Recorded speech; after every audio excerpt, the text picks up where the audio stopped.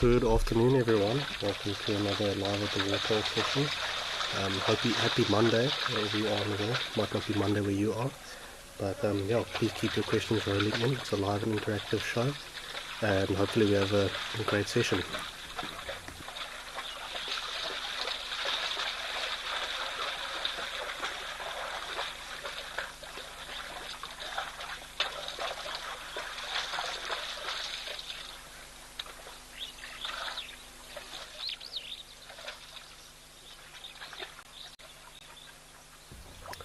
Quite a nice start to the afternoon. We've got quite a large herd of zebras peacefully drinking away. Clearly the elephants aren't around to interrupt their drink. I see quite a few animals of different ages in this herd, and we've got a few curious giraffes. We've got two males necking at the back there. They look like younger animals, so they might just be establishing some dominance or engaging in some play fighting.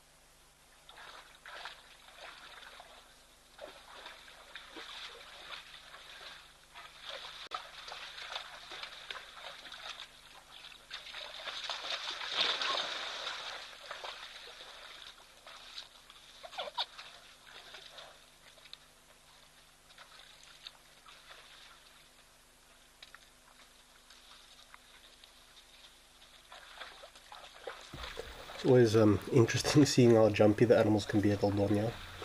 Although I've never seen lions during the day myself, but I've seen quite a few photos of them at night, so probably more than a good reason for everyone to be alert.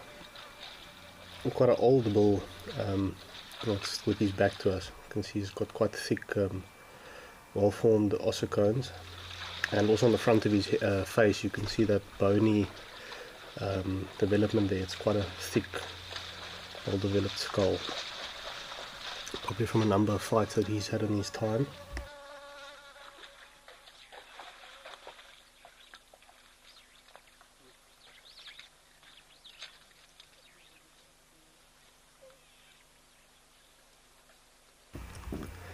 I'm sure the other animals aren't too keen when the zebra goes straight into the waterhole and stir it up a bit. Certainly gets the sediment floating around. I've seen, maybe that's also sometimes why elephants behave the way they do at the waterhole. I've seen it at a few places in Botswana where when the zebra come down, they go straight into the waterhole, and the elephants will actually kind of chase them off or try stop it. Because generally when you see elephants, they carefully approach and stretch out their trunks to the quieter sections of the water that haven't been stirred up.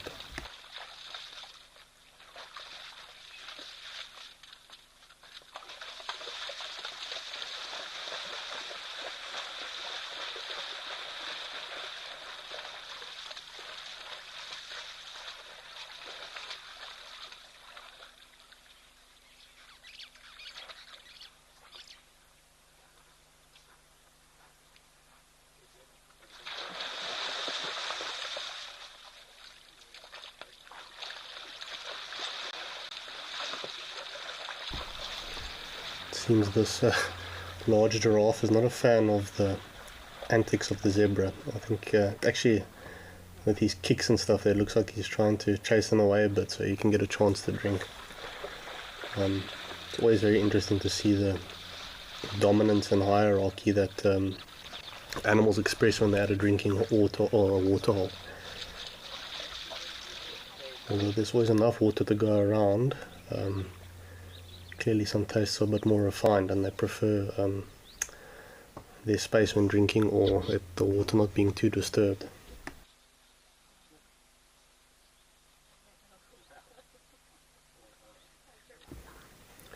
It's interesting to note that giraffes can go about 3 or so days without a drink. So they will take the opportunity to drink when it presents itself, but in dire circumstances they can go quite a while. So they probably make it worth their while when they do need to eventually drink.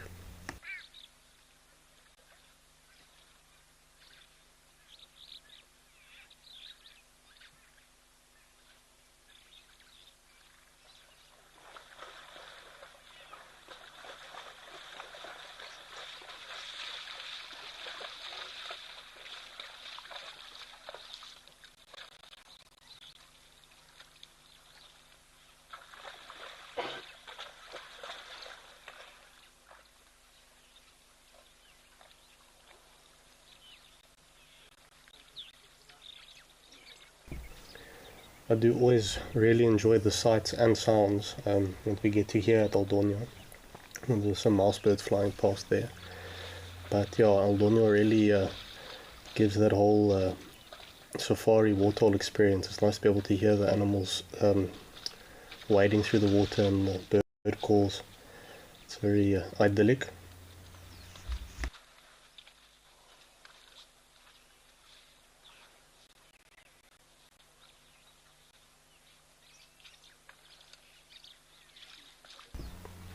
You'll see our 2 young giraffes at the back. They're still up to the antics of necking. Not a very serious fight. I would definitely chalk it up to being a bit of just a play fight as they hone their skills, which they will need one day when fighting for breeding rights of the females.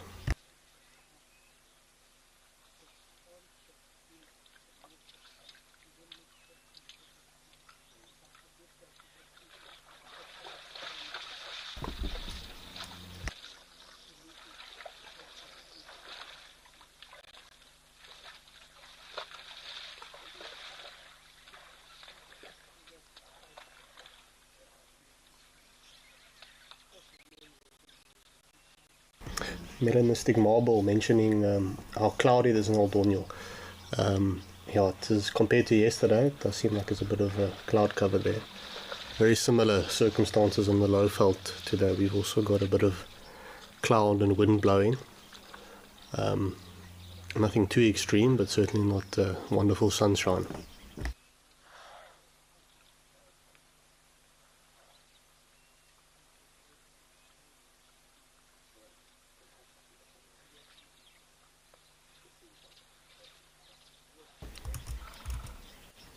Yaku, you'd like to know why don't giraffes make any sounds? So although they are relatively silent, they do make a few sounds. It's not something you often hear, more snorts and I don't really want to call it a low rumble, but something to that extent. But yeah, they are for the most part relatively silent animals. In general, if you actually compare a lot of your antelopes, or not impala, but for some of them don't really utter too many sounds unless they're in a stress situation, either being caught by a predator or injured. But a lot of animals or a lot of herbivores tend to be a bit more on the quiet side.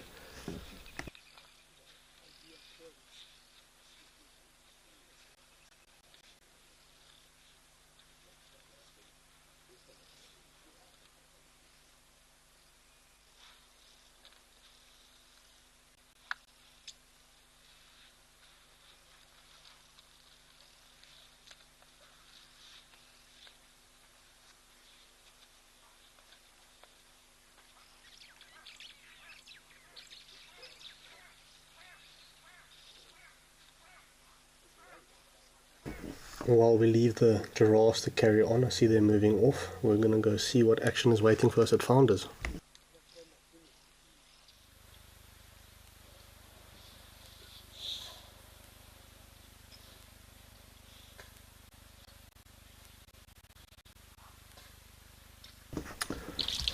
And we've got a cow and a calf having a drink. Also looks like the wind is blowing a bit in the Eastern Cape today here at Founders. It looks quite similar to the cow we saw yesterday. If it is the same one, yesterday's calf was having a good old mud scratch on one of the rocks surrounding this waterhole. It was very entertaining to watch.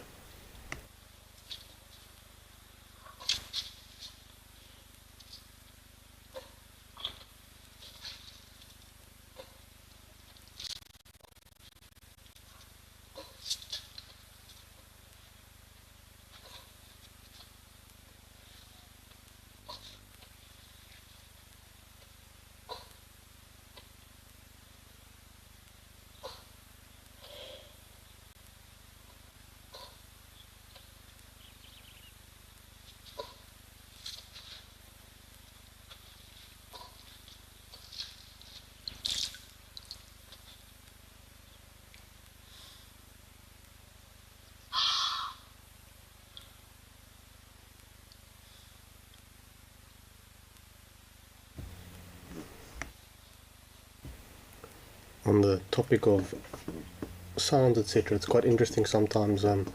Rhinos also seem to be relatively quiet animals, but they can also have high-pitched squeals and snorts that they sometimes make. It's it's a sound you wouldn't really expect from such a large animal, but it's very interesting. And then obviously their normal huffing and puffing noises that they're capable of making. Essentially quite similar to the giraffes. The giraffes are restrained or restricted to more snorts, bleats, mews, bellows and coughs. They won't squeal as such. Got a large bull approaching from the side. Maybe a bit weary of the female with her calf. The cows can be quite defensive of their calves, but I'm sure this calf is old enough that she's not too defensive or uptight.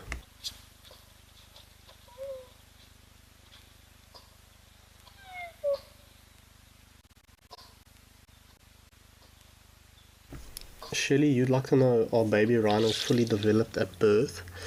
Relatively so, yes. When they come out, they'll have little toenails. They won't have much of a horn, but there will be that little cap indicating where the horn will eventually grow out. But they are quite well developed when they come out. Once again, you normally expect this from animals that have quite a prolonged gestation. That's kind of the evolutionary trait or benefit. The longer the baby's inside, spending time developing when it is born, its chance of survival are much better due to it being so developed and able to get going in the world straight away, compared to rodents, for example, that are quite helpless when they're born. Even some, or predators as well, the young is quite helpless when they enter the world. They can't see, they need to be protected quite carefully and hidden. And it would be different in the case of rhinos, elephants or giraffes, which are capable of getting going as soon as they touch the ground.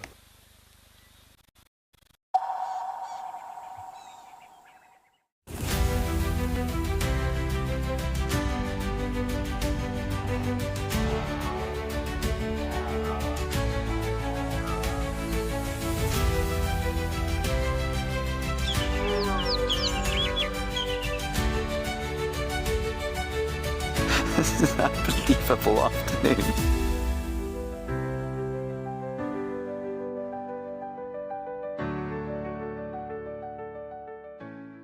At Wild Earth, we believe every story has the power to create change. That's why we've launched the Wild Earth Impact Foundation, a non-profit dedicated to conservation and social impact. By showcasing conservation stories, we can change lives, protect nature, and empower communities. We have partnered with Empowers Africa to accept tax-deductible donations from US donors. Your donation will help fund critical programs that support our mission. Join us and be part of the change.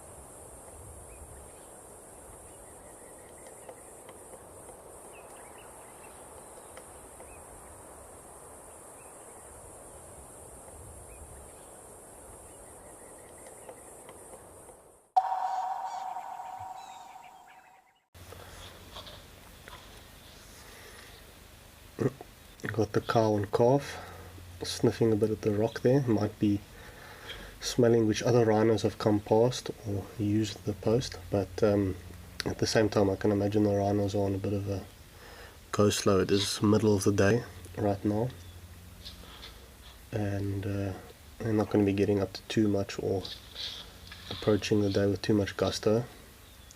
It is quite cloudless and open there in the Eastern Cape, so I'm sure the sun is beating down a bit at this time of day.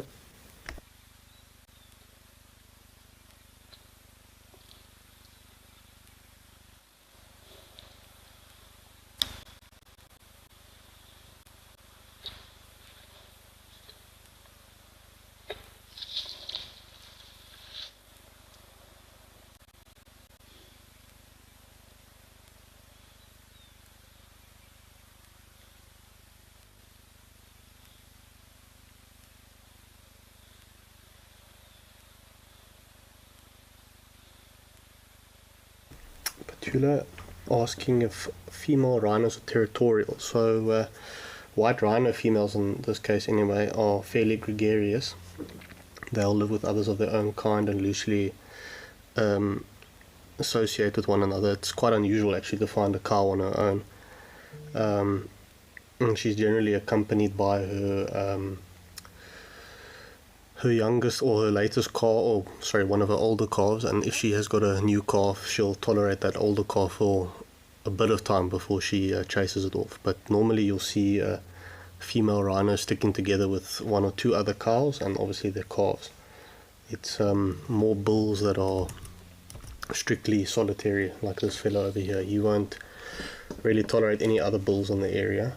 He will tolerate a younger bull as long as his behavior continues to be submissive towards him. But as soon as that changes, there will obviously be a fight for territory, and the loser will be expelled or chased off.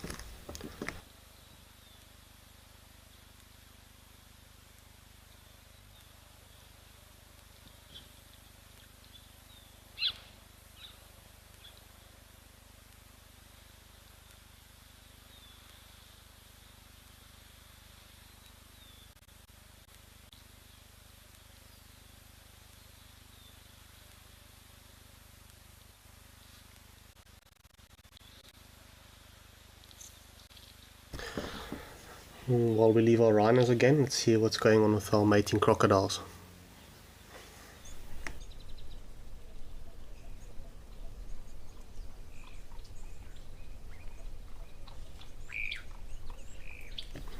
I think we can see a bit better there now. I must say that I assume it's the female that's more submerged. At the bottom there, it's quite a large female, but at the same time the male is also quite large. It almost looks like he's a bit smaller, but two very big crocodiles. It's good to see that they're keeping the species well represented and going on in Tau. It'll be interesting to see where they maybe nest in this situation. Obviously the soil around Tau is quite hard, etc. Crocodiles tend to dig their nests in sandier soil. Just obviously it's quite hard, or it's a lot easier to dig in sandier soil, and it allows the hatchlings to dig their way out, and as well as with temperature regulation. But the most important factor is actually being able to dig a nest in the first place.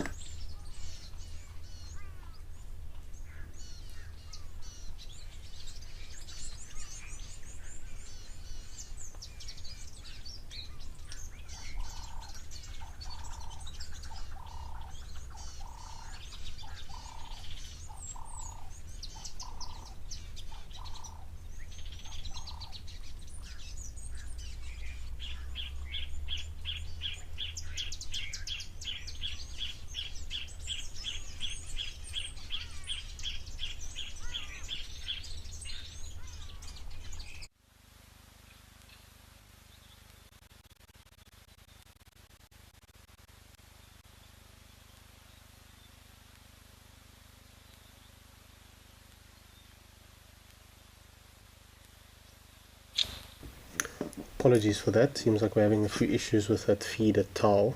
We're just gonna come see what the rhinos are up to again. It's interesting to note that this bull was clearly waiting for that female to move on, so he's got some healthy respect for that cow and her calf. He knows who he should and shouldn't mess with in this situation. It's probably a bit easier to have a drink if you're not going to be chased off.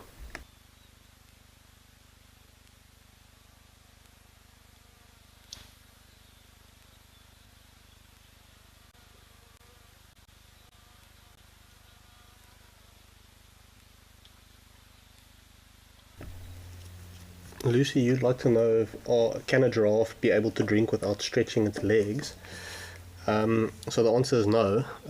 It's got a lot to do with the pumping of blood up to its head and from its heart, etc. If it didn't, or obviously also the way its neck bends, but when it bends its neck down, it's the blood vessels are designed to be able to restrict the blood flow, that there's no blood that floods into the brain and obviously would cause the giraffe to pass out, etc. So the whole process is carefully done. Obviously it needs to stretch down in the first place to reach the water, but its whole body is also designed to facilitate this process, that the giraffe itself is not hurt. But out of necessity the neck can't bend that low down, and then on top of it the body has made adaptations to allow for this to take place.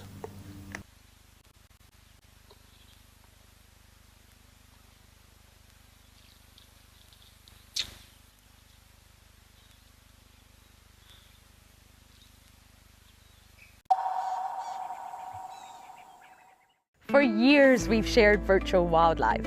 Now let's experience it for real. I'm Lauren Arthur and I'd love to show you my amazing home here in the Greater Kruger of South Africa. This 5-night journey is an exclusive connection to my piece of untamed Africa. I live here in these gorgeous landscapes surrounded by epic wildlife. The wild is calling, so come and join me.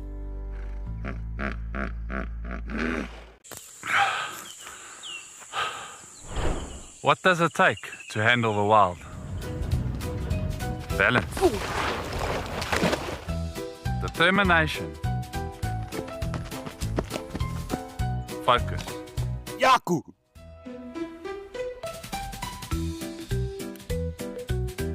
And gear that can take a beating so you don't have to.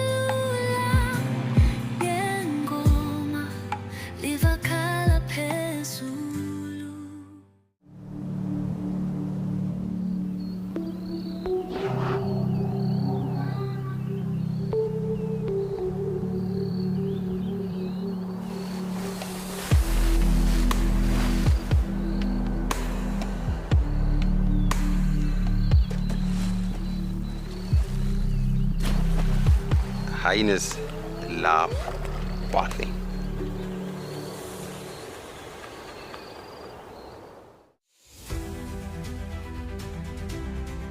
Some of you out there are brilliant at identifying hyenas.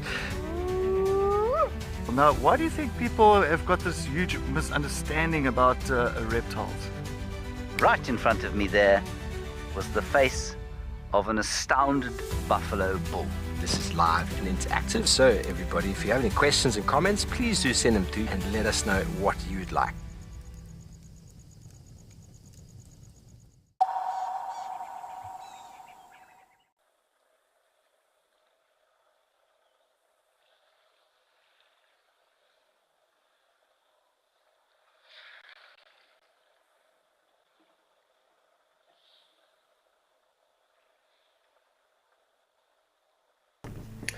Quite a large herd of zebras here at Camelthorne waiting for us.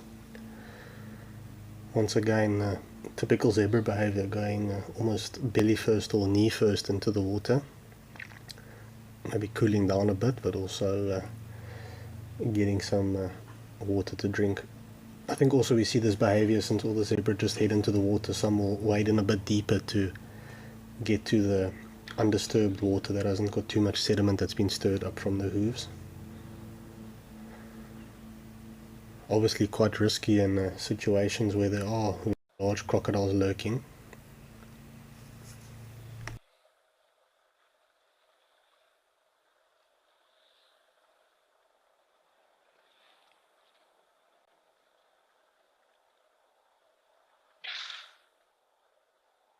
Vicky, you'd like to know if there's any birds that nest in old rhino middens. No, none particularly. You will get franklin or spurfowl that will scrape around in rhino middens looking for insects that are living in the decomposing material, beetle grubs, etc. So they'll scratch around there. There might also be some seeds, and then occasionally you'll also see hornbills scraping around in middens looking for something to eat. But there's no birds that specifically nest in a rhino midden. Obviously it's quite risky. You never know when a midden is going to be reused and the owner comes walking along there. You might crush some of the chicks or eggs.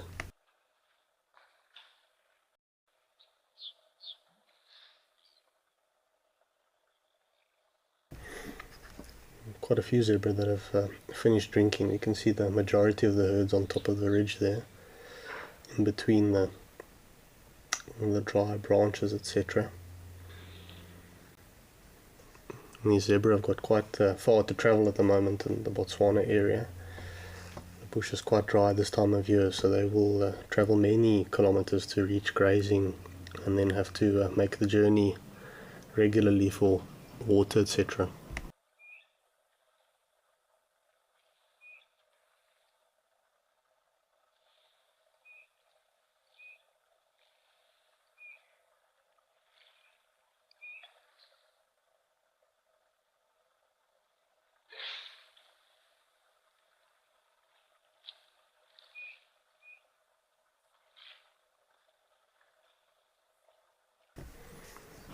It seems like everyone's slowly heading out, not too much of a rush. A couple zebra pausing there on the edge in the shade.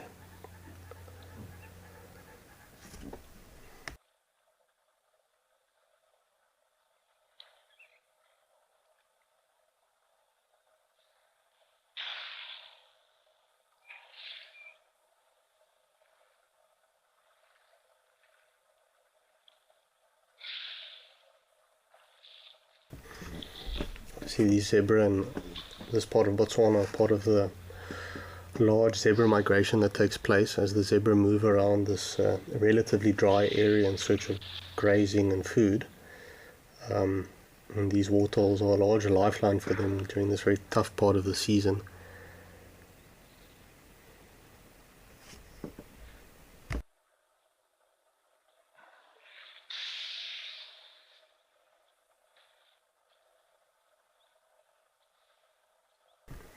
It appears we've got a few hippos outside of the water there. Looks like two younger animals are fooling around a bit.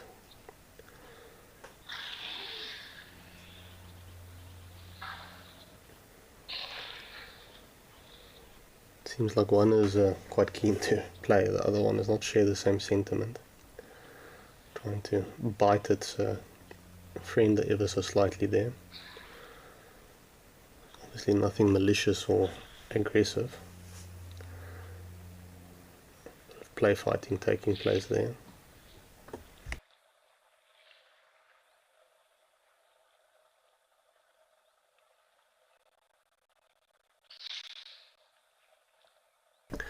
Mike, you'd like to know where all the hippos go in the summertime. So as water sources start to dry up, cows will start to converge. Obviously there's always a dominant bull that generally controls a water source with his pod. The space between pods can get quite tight as the water levels go down and down, and that's when tempers start to flare. Obviously all the females are fine to sit together, but there can only be one dominant bull, or in such circumstances, if there are bulls, once again submissive behavior is the key element to being tolerated. But yeah, as water recedes, the hippos will kind of move with the water until it gets to such a point in certain areas where the water's completely dried up. They will remain in the mud, etc., and try and make the most of a bit of a desperate situation. Obviously the hippos, knowing if there is permanent water, they will seek it out. They'll generally travel to these spots in the evening.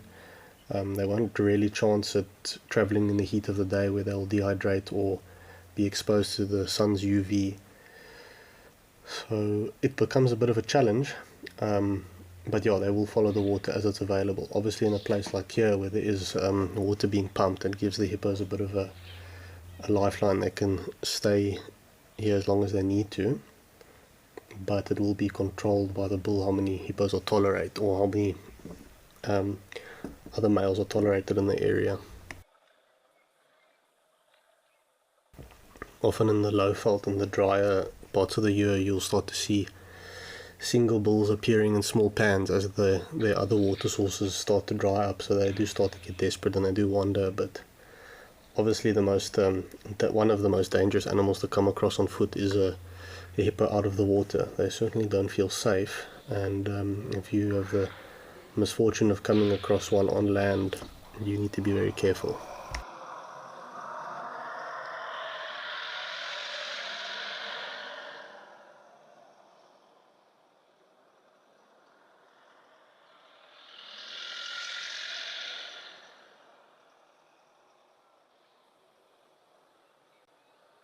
Mr. Elemental asking if there was a pool of water at a giraffe's head height, would it be able to drink from it?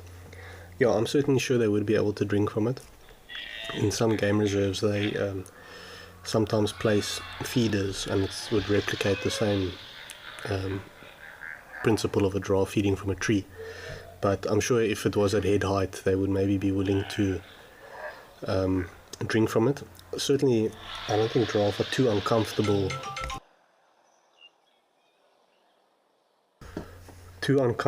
of drinking at a waterhole. They'll bide their time and wait till it's safe enough for them, that is normal for them, but yeah, they just have to be a bit patient and make sure it's safe. I think most giraffes that are caught by lions, generally doesn't always happen at the waterhole. Quite often it will also happen in the middle of the bush, so there's a time for caution maybe at all times for them.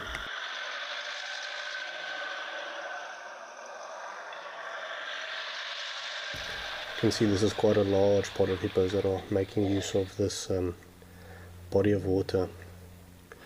We have in the past seen a few fights break out here between male hippos. Obviously as space gets a bit cramped, they have to huddle up a little.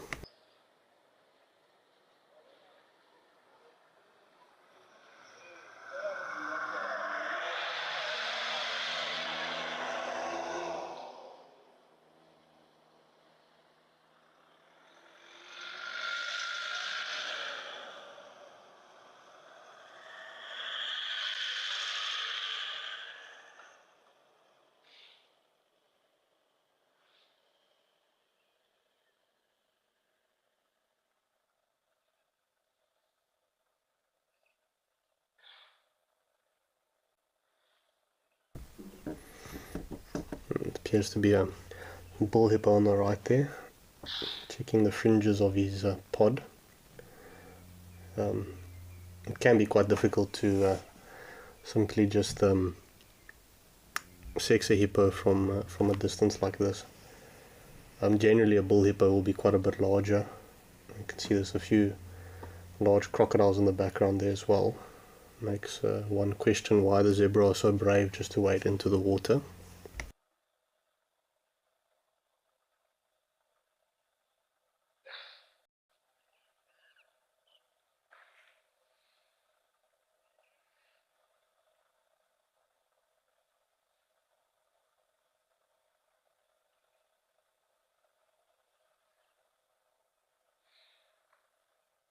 Petula with a question asking if male rhinos have several females and if they stay together. Essentially yes. So if, once again, females are gregarious, they'll have a home range that they wander through, and that home range may extend over many different territories of mature or dominant rhino bulls.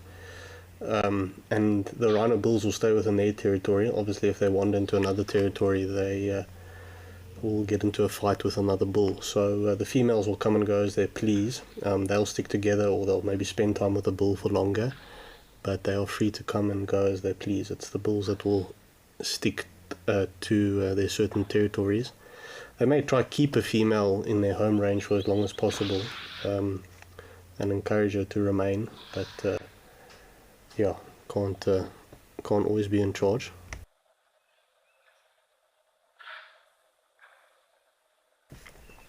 So it's quite a large amount of hippos in this pool, testament to the fact how dry it is, and its ideal water supplies are shrinking.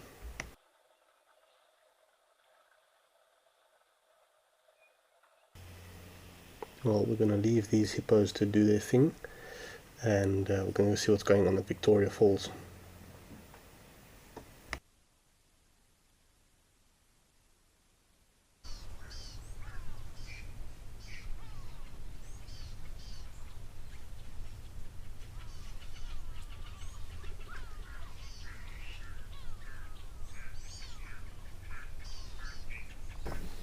I see we're in for another treat today. More vultures having a nice feed. Quite a lot more vultures than there were yesterday. Also a few more marabou storks on the fringes looking for scraps they can steal.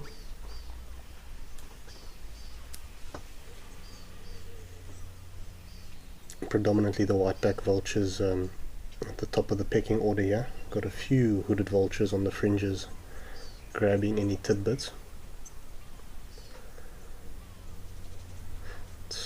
Quite comical watching the marabou storks just waiting for a gap to steal something, but I think they're also quite careful to poke their head in there with all those vulture beaks flying around.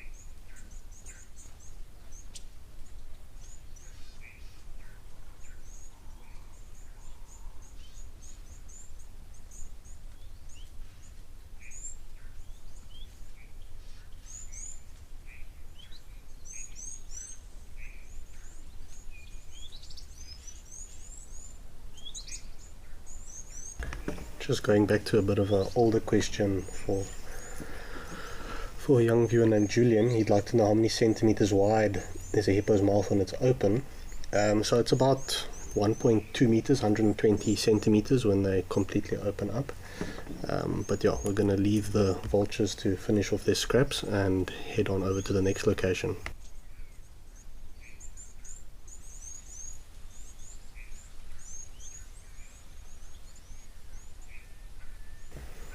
Well, that's quite a treat. Looks like we've got 1 ton paying us a visit again.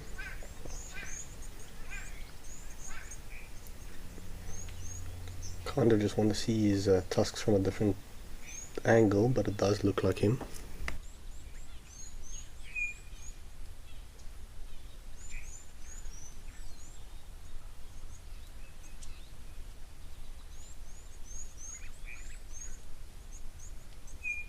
He's just very peacefully getting a drink there. Doesn't seem like anyone's encroaching on his space. He's got his trunk there at the inlet where the water comes into the waterhole, so making sure he gets nice fresh clean water. You often see the elephants bundling around that spot looking or waiting for a turn to drink that clean water that's flowing in.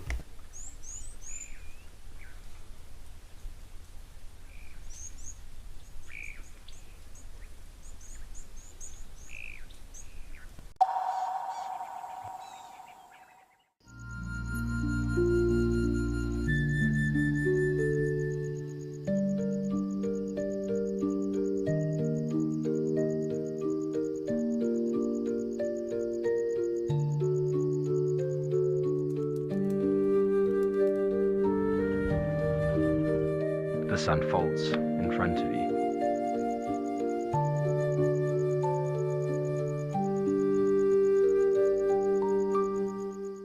The Wild Earth Impact Foundation is a non-profit that uses the power of wildlife storytelling as a force for good. We create sustainable development projects that showcase conservation stories, empower people, and inspire environmental action.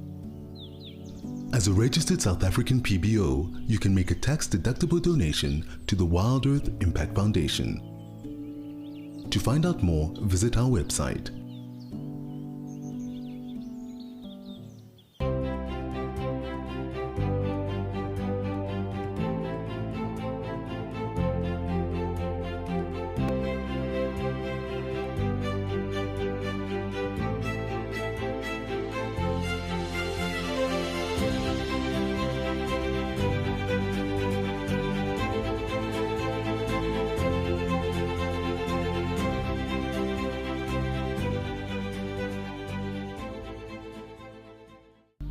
Step into the heart of Africa from the comfort of your home. Female leopard tracks over here. Join our expert guides for a live 3-hour safari where every moment is real, unscripted, and unforgettable. Ask questions, Animals rely on their senses. share your thoughts, and be part of the experience as we explore together. Safari Live. Can you hear that?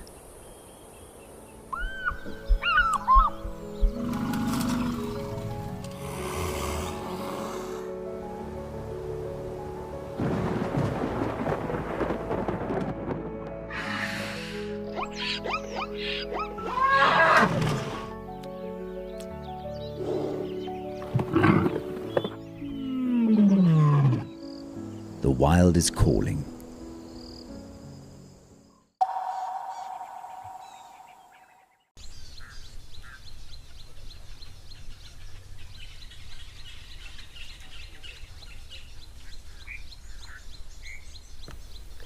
It's always quite a humbling experience to be in the presence of such a large and old elephant. They almost exude a bit of wisdom and strength, but they do appear to be relatively gentle, but they also demand quite a bit of respect. It's never to be taken for granted.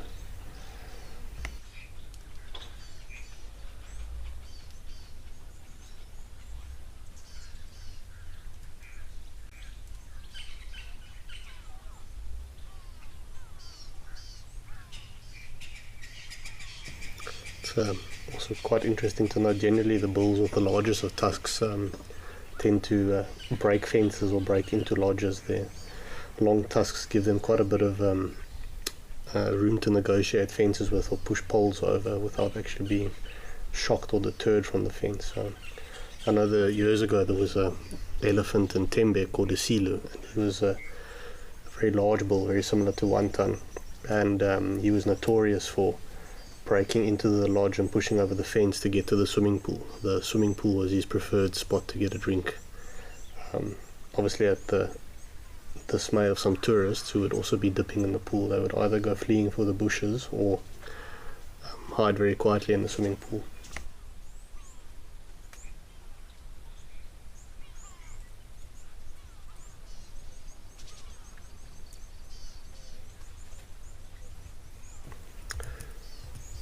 Cat fan commenting on how One Ton's head looks a bit slimmer and that he's lost some condition. So we would expect to see a bit of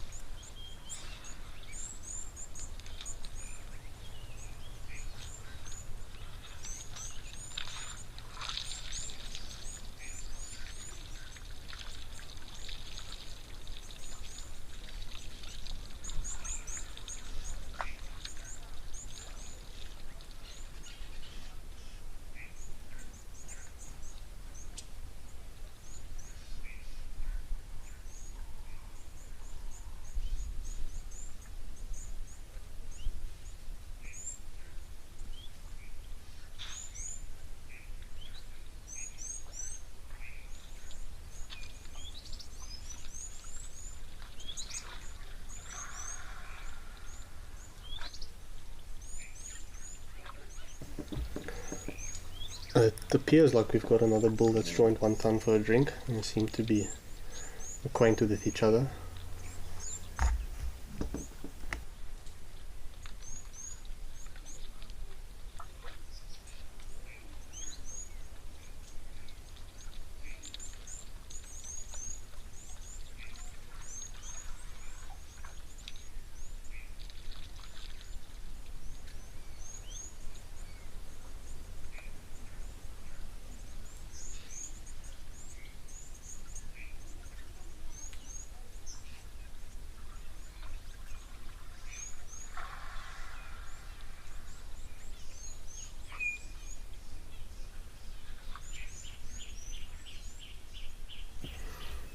We'll kind of compare the ears between One Ton and this younger bull.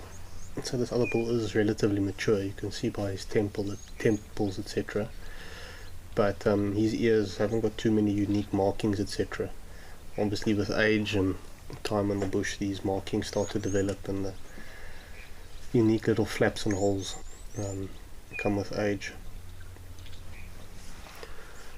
But even this younger bull also seems to be slightly on the skinnier side. Obviously just has to do with the drier part of this, or the season. Grass not being very nutritious at the moment, and elephants shifting their diets over to woodier plants like trees, and even then they'll actually go more for roots as the trees start to store nutrients down in their roots, and the elephants will try to get to this for nutrition.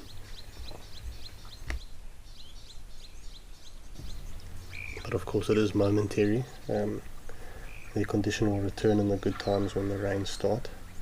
I remember once seeing quite a large tusker in the Kruger late in the dry season, almost the start of the wet season, and there wasn't much food, and he did look quite skinny, and I was concerned was maybe he wouldn't survive much longer, but he actually still lived for a number of years after that, before eventually passing away of old age. So just a case of getting through the lean times.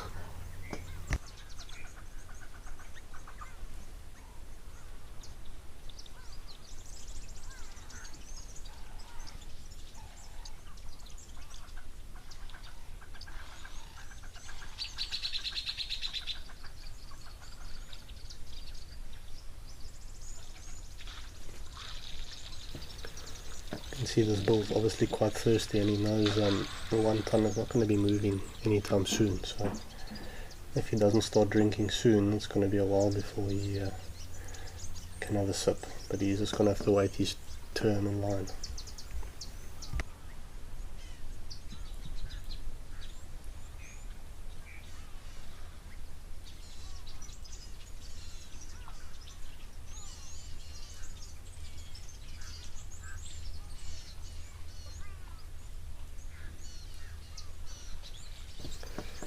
See, we've got a few doves on the edge coming down for a drink. Seem to be quite cautious or shy of the elephants, but I don't believe that's their greatest concern. And be watching out for raptors and falcons, of which there are plenty at Oldonia.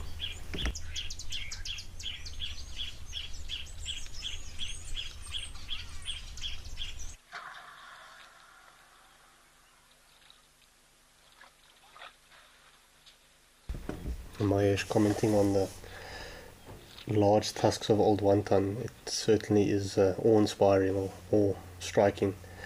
Just a reminder of how important conservation is in areas like this, that we can continue to protect elephants such as wonton, that they can pass on their genes, that other large tuskers can also roam the plains of Africa.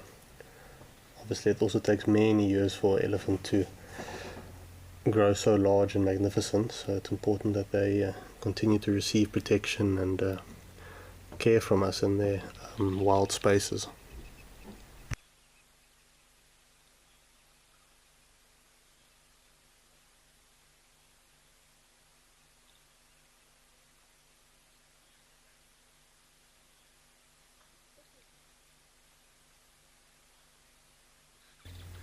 It's always amazing for me to see how serious bulls tend to be at the waterhole. They are just there to drink, have their sip of water, and then carry on with their feeding. They don't really fool around too much near the waterhole. They've got serious matters to attend to, compared to a breeding herd where the youngsters are all over the show, trumpeting and splashing in the water.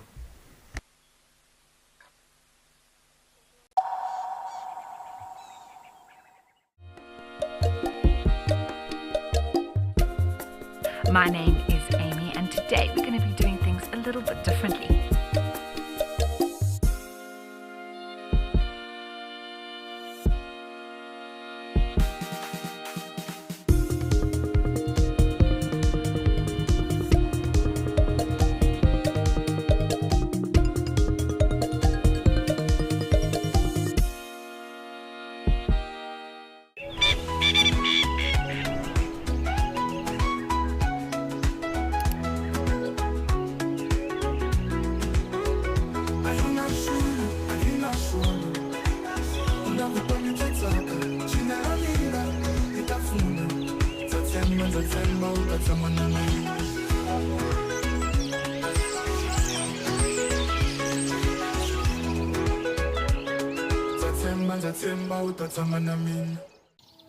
I get to wake up every morning and go out there and look for cats.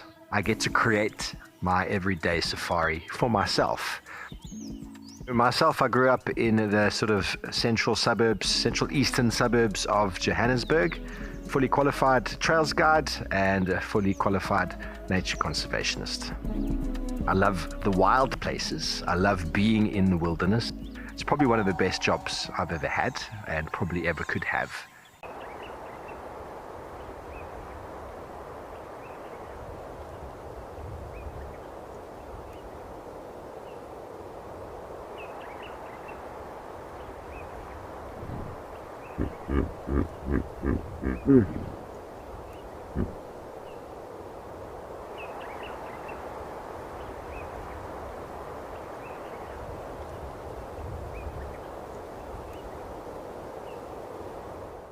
Out here, every wild moment counts, and as a Wild Earth explorer, you will not miss out.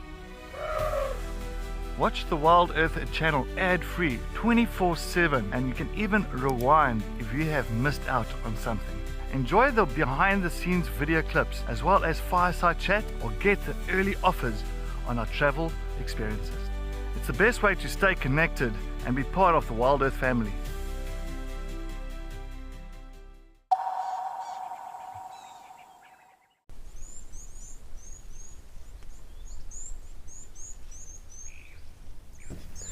It's interesting to note how the hierarchy and dominance certainly plays a role once there's food in the equation.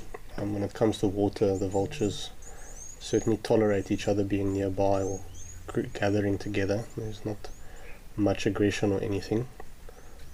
Maybe a few cheeky pecks here and there. There's a little small fight breaking out, but they're quite happy to associate with each other in these circumstances.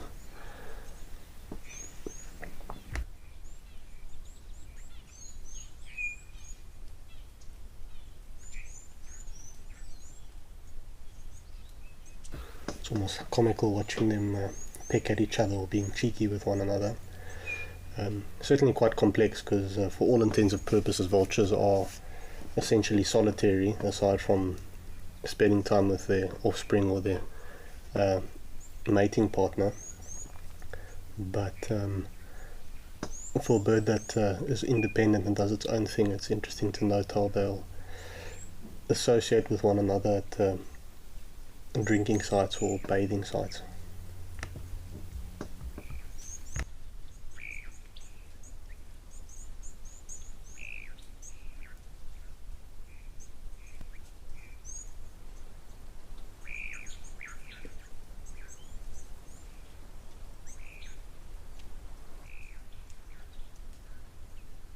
Tony asking if marabou storks make a type of alarm call. Tony, in my experience, marabou storks are relatively silent. Even on my bird app, there's not actually a bird recording associated with the marabou. I think they're largely silent, and I don't think there's necessarily a certain alarm call. Obviously, they tend to associate themselves around predators or carcasses, so I think birds in most of those situations don't necessarily have an alarm call to warn for danger. They're well aware they're surrounded by the danger, and they tend to just keep a healthy distance or remain very cautious and fly away very rapidly if things go south. Even most vulture vocalizations are a lot of hisses and screeches. Obviously to vultures they communicate certain information, but I think you would struggle to make sense of it if you were trying to identify a vulture species apart or just with audio. To me it sounds quite similar.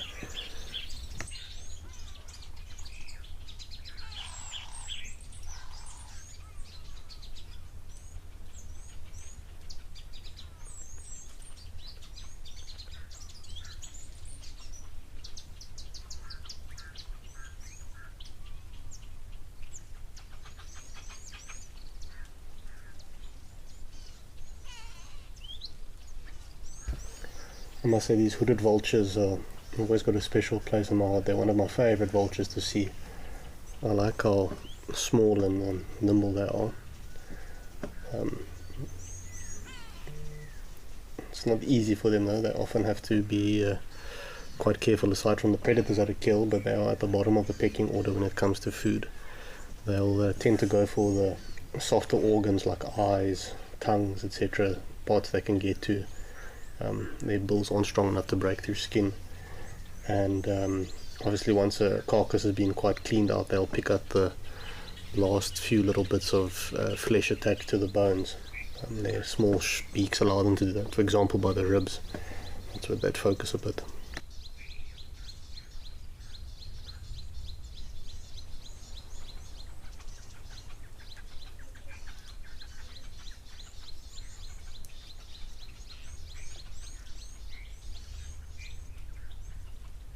You can see these hooded vultures are also picking around in the mud or the spot where obviously some bones or the previous meal was dropped, and seeing if they can find any scraps.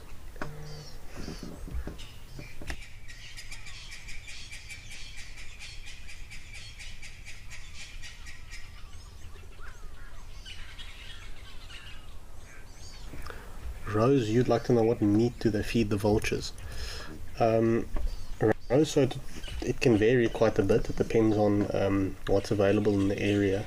Normally for vulture restaurants it will be domestic animals that have passed away either through illness or something like that, that a local farmer may donate to the vulture restaurant. And sometimes are obviously a dead wild animal, as long as the source of the meat can be established as being safe for the vultures to consume.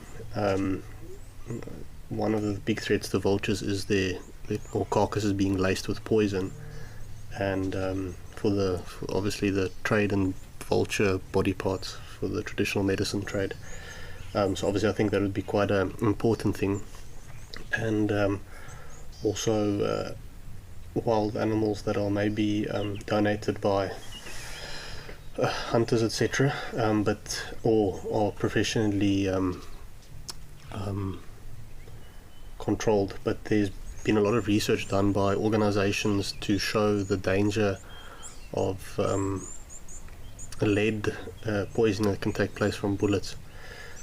So that's also quite an important factor to consider when feeding this meat to vultures. You do not want to obviously give them lead poisoning. It's quite detrimental to the population, and vultures are already endangered as they are. But I would say the vast majority of this meat that's being provided in Victoria Falls is probably from domestic animals like cattle, goats, donkeys that have either been donated or maybe from roadkill. I don't think, and maybe there might also be an agreement between local community concessions or national parks. If there's any dead animals, they may provide them at the vulture restaurant.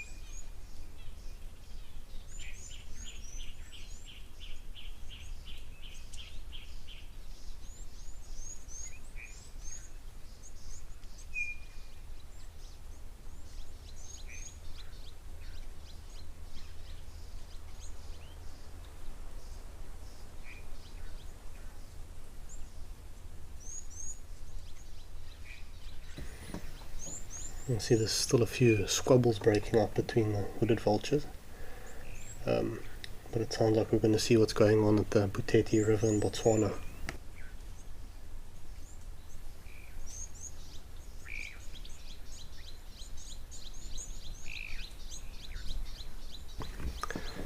Wow, that's quite an epic scene. There's elephants in the background and the zebra marching through the dusty surfaces there on their way slowly to the water. It certainly brings home that message of how tough it is for the animals at the moment in these dry conditions.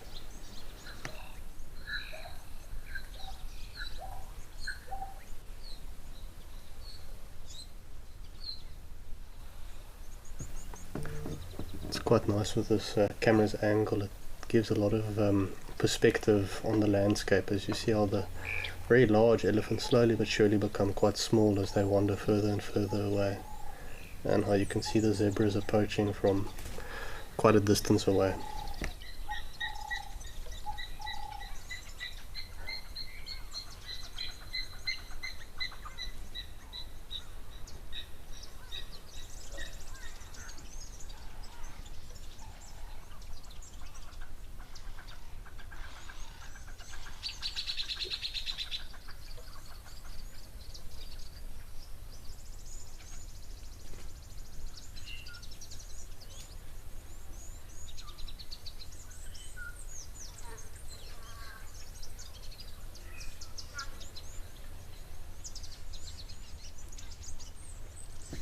You can see the zebra aren't too picky on what water source they drink from, but at the same time also not like the zebra would really be able to get into that inlet.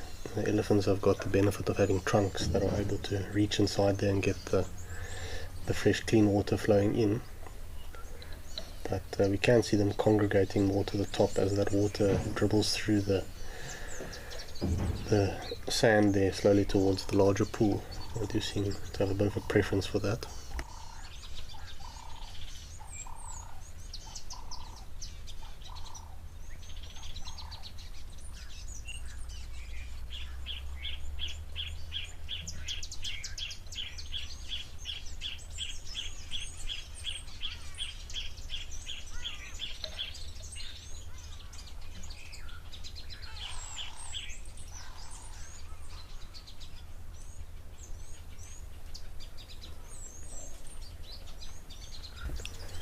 Slowly spreading out and just drinking the water as it's available. I see we've also got two Egyptian goose on the fringe, geese on the fringe of the zebra herd. And this is probably their waterhole.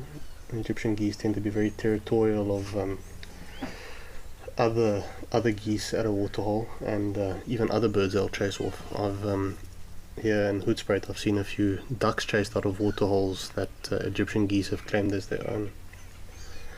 See, we've also got a lone wildebeest slowly approaching.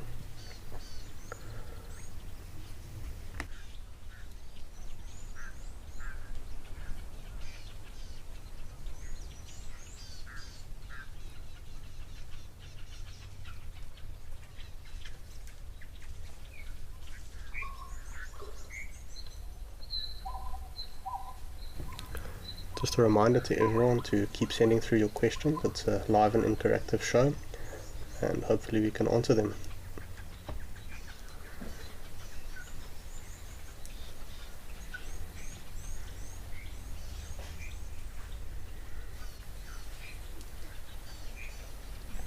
I think with that zoom out it even shows the perspective ever so more of this large and vast wild landscape here in Botswana.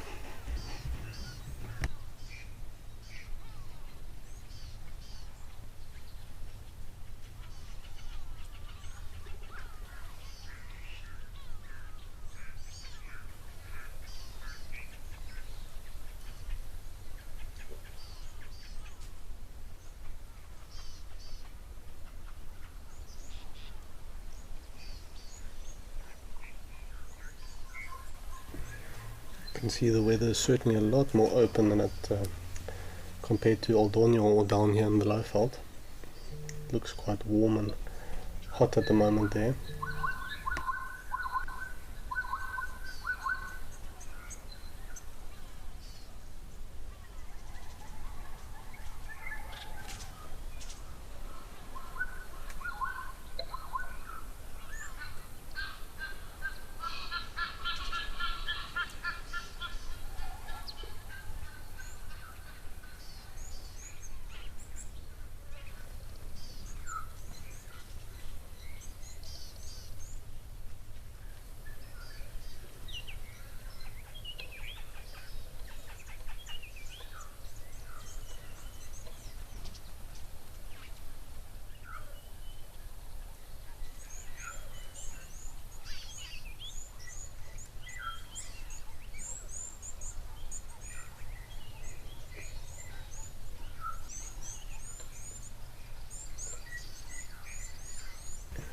Seems to be a bit of a small standoff with one of the younger elephants there.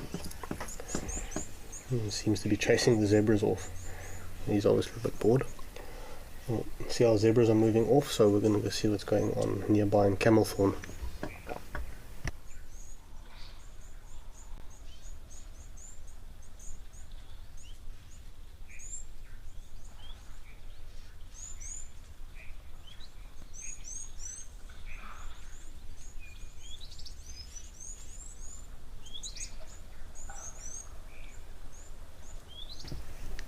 Two large bulls right at the source of the water. They are not relegating themselves to deal with the native hippos and drink from the disturbed water, but you can see quite a difference where this water is flowing out. It's very clear compared to at the back there. You can see it takes on quite a darker complexion as it settles on in the deeper pools there. It's actually amazing how sparkling clean this water is. It's obviously from a borehole or underground water, so it will be quite clean or clear.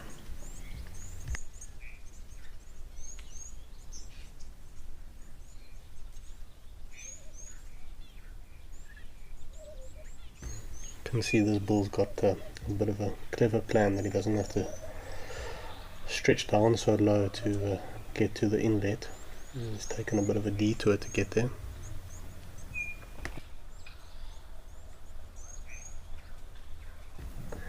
Yeah, I was going to say he needs to be a bit careful. The more dominant bull has got the high ground there, and is not going to tolerate any competition to use turn at the fresh water. I'm sure the smaller bull will just wait a bit till it's his chance.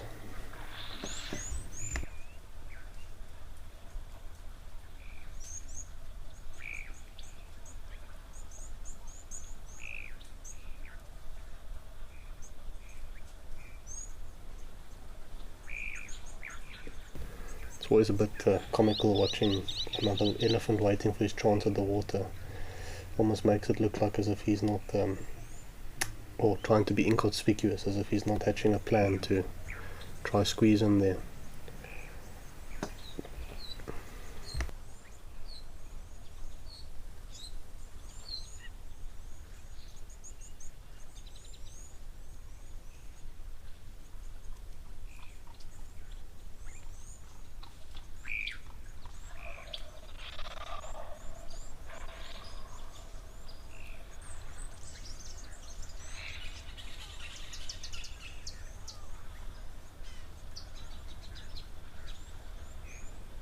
It's quite interesting to compare these two bull elephants. Although the other one being a bit more submissive, his tusks are, or they appear to be quite a bit larger, but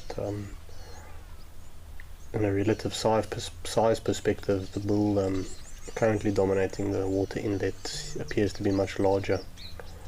It's interesting to see how the two different characteristics differ. Large tusks don't always mean a larger, bigger bodied elephant.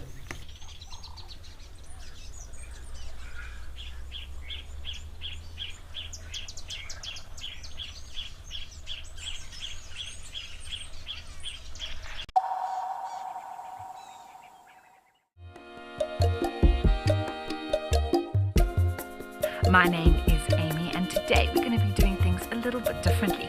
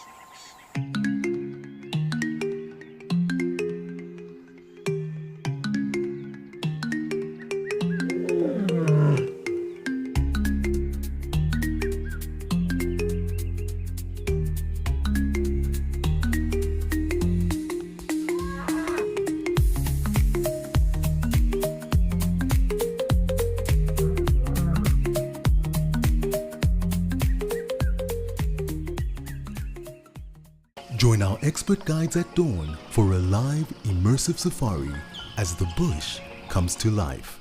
Found ourselves a chameleon, and look how he's changed color. Every sunrise brings new discoveries. Pound for pound, a leopard is one of the strongest cats around. Ask questions, share your thoughts, and connect with nature live and in real time. Great excitement, great happiness. Start your day with adventure.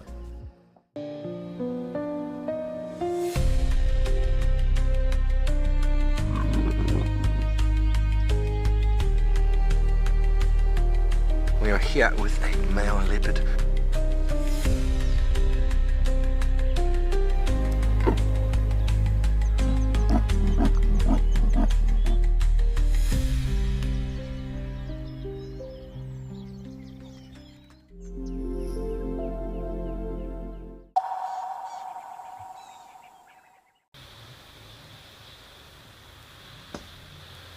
interesting to note that in that bull's submissive posture as the cow started approaching,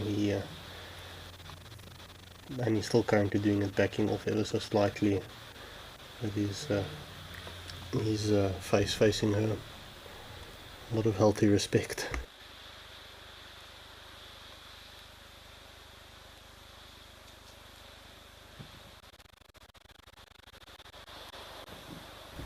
Ross, you'd like to know, would a bull rhino hurt a young calf that is a male to protect his territory?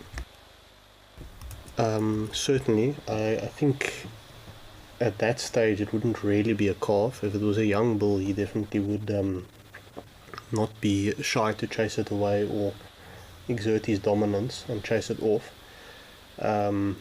Obviously in a situation like this, I couldn't really see what gender this calf was, but the female would obviously very much defend her calf and not allow anything to take place. But yeah, if the calf was a bit older and was a young male animal, it's more than likely the bull would chase it off and send that message across.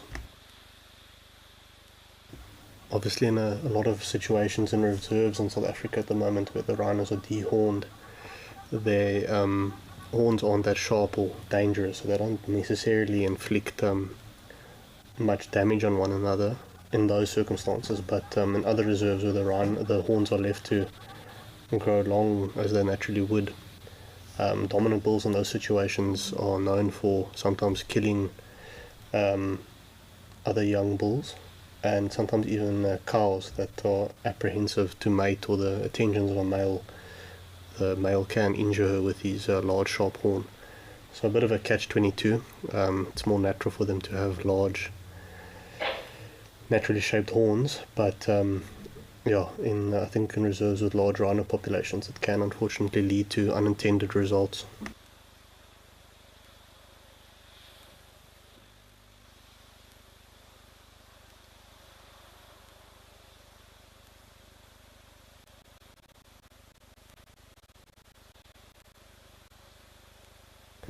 This rhino bull certainly is being quite patient. I think he's keeping a close eye on that cow, but he knows to behave himself and keep a healthy distance.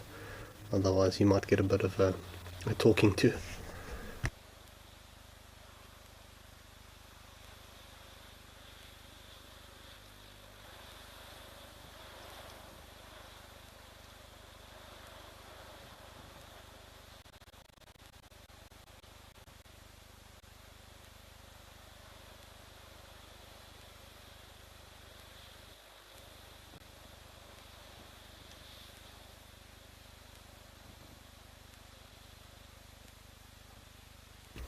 I know we had some discussions yesterday about this tree looking a bit fake.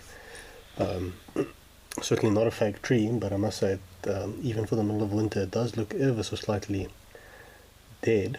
But I would chalk it up to the tree having lost its leaves now in the dead of winter. Some of those branches look a bit too flexible, and the numerous branches indicate the tree is probably alive, but certainly not an easy growing area it's got there. I think the rhinos rub themselves against it quite a bit. You can see the bottom of that trunk is quite well rounded and rubbed, so I'm sure the rhinos do also exert a bit of stress on that poor tree.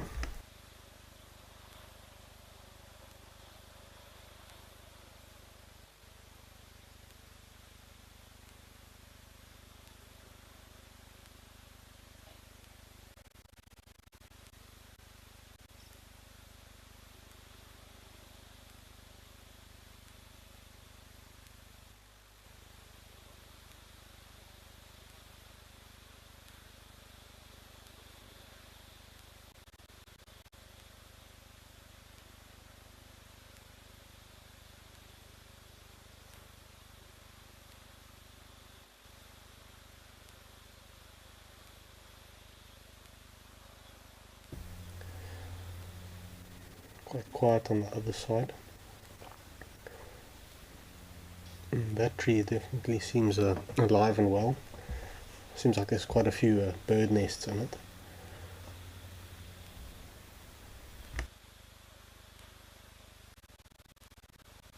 But once again, this more unique habitat in the Eastern Cape isn't necessarily known for huge, large trees. It's more dominated by thickets and sometimes the well-known speckboom plant.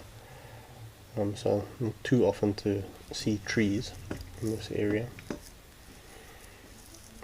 It's generally more large grassy plains interspersed with large shrubs.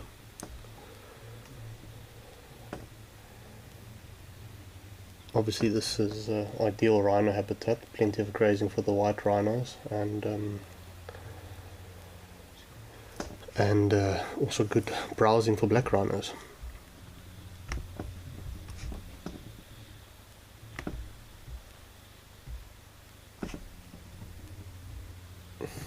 And on the topic of rhinos, just a mention of the hidden rhino expedition taking place from the 30th of September to the 5th of October this year. Quite a nice, small, intimate trip with maximum of 8 guests. It will focus around walking amongst wild rhinos, which is a very unique experience in one of South Africa's last strongholds for them. It will be hosted by Erin Strawn, artist and a conservationist who was born into this wilderness. And it will be joined by none other than James Henry, expert safari guide and wild earth presenter well known to us all. It will involve animal tracking, sign interpretation, and exploring ancient mountain trails in this area, with some storytelling evenings with some of the custodians of this hidden world, including topics like archaeology, medicinal plants. I think this is quite exciting, but moonlit rhino walks. I think that must be stunning to see the rhinos in that shade of the moon, or that light of the moon, and a few thermal drone demonstrations to illustrate some of the technology being used to look after these animals and against the fight of poaching. Of course, the location remains undisclosed to protect these rhino. It will be disclosed upon booking.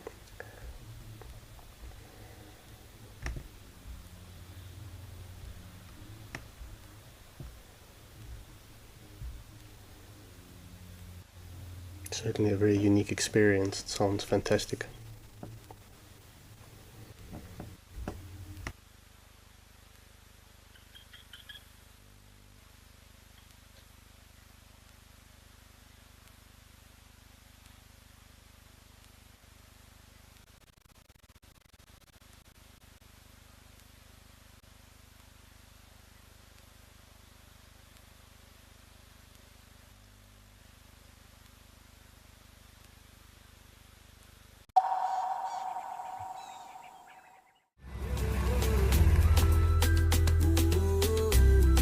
My name is Amy, and today we're going to be doing things a little bit differently.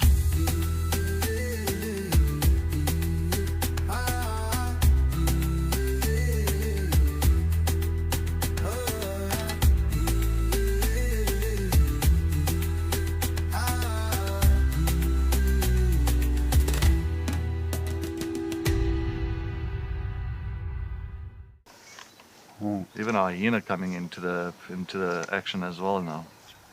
Oh my word! She's stalking the hyena now. Leopard, hyena, lion, all together in one shot. Oh! Whoa. This is action-packed.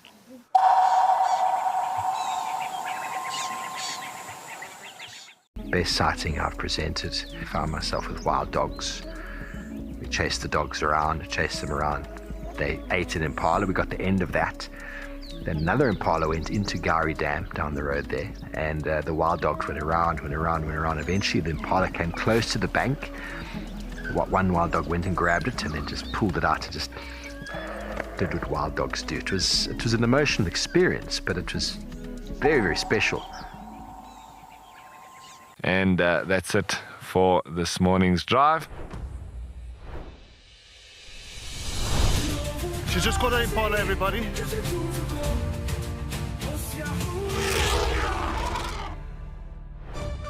and we're going to be heading out and seeing what animals we can find.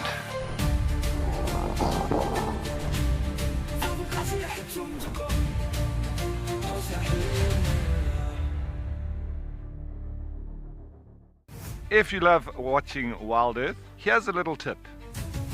You'll gain access to the channel ad-free. You can rewind and rewatch sightings and gain access to our live Tuesday safaris. There's also behind the scenes videos, fireside chats, and every safari live episode, whenever it suits you. It's just the best way to connect with nature.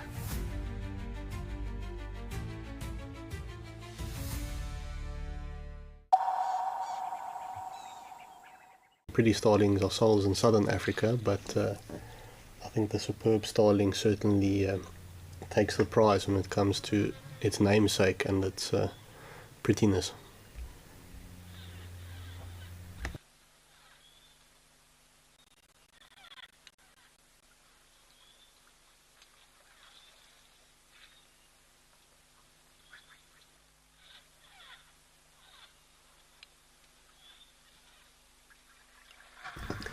Appears to be a few other starling species, quite a large flock that's coming down to drink, growing in numbers continuously.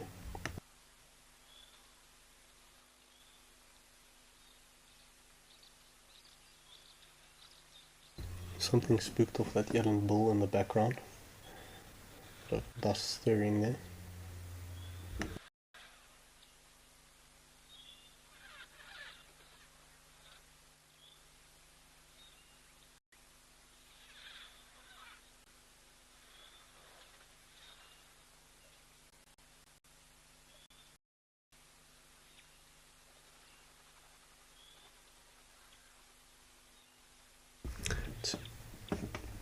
Interesting to note there's some starling species that will actually associate quite closely with elephants.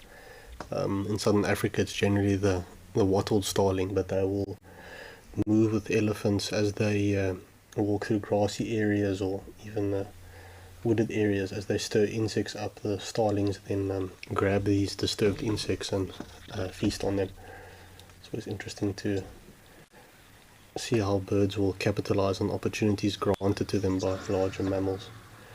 You'll also quite often see it with fork-tailed drongos. They'll often associate with elephants or even rhinos and buffaloes also in thick vegetation, where they will grab any disturbed insects that are that fly out from the feeding habits of the large herbivores moving in those thick environments.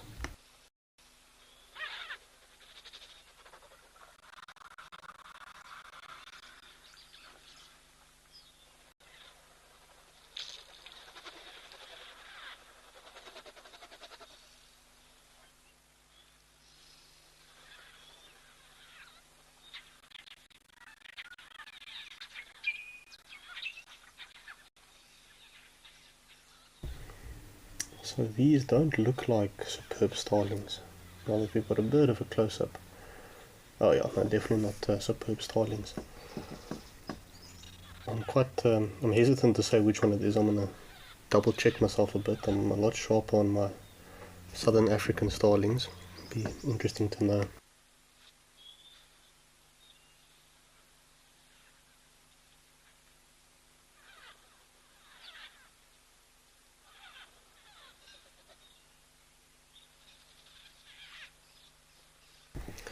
Those colours are just very striking, especially with those yellow eyes. It's a stunning bird to see. Certainly makes quite a statement in the dull, dry colours of winter.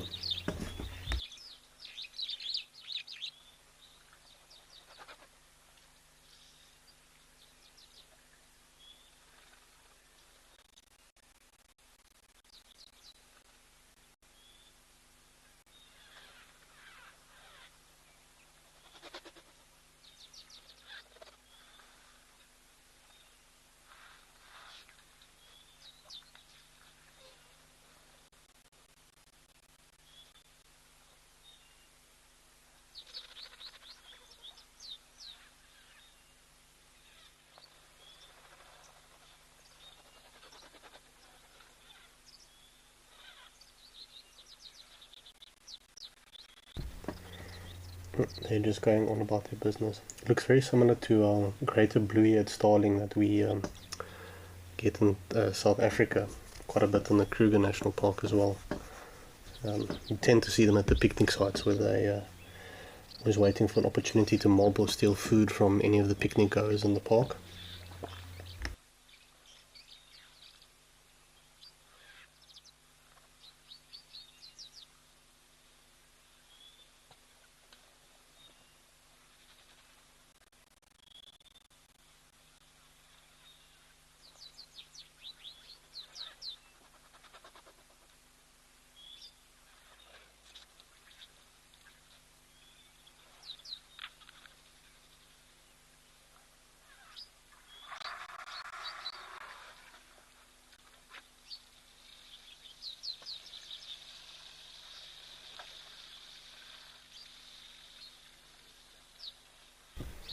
There we've got some real stars of the show. There come the superb starlings.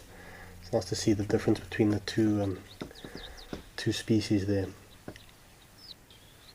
From what I can tell, the other one is a greater blue-eared starling. Obviously there'll be subtle differences from the species found in the Kruger in this region, but interesting to see the different influx of species.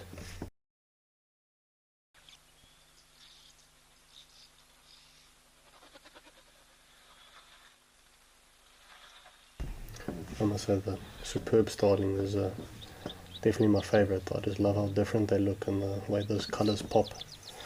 We've also got a red-billed oxpecker taking a quick bath there. It's a host, the giraffe and the zebra are probably quite close by, as well as the eland. But there's a younger one moving in as well. Quite a nice view of these birds bathing at the moment. It's very pretty. The colours are so striking between the oxpeckers and the starlings.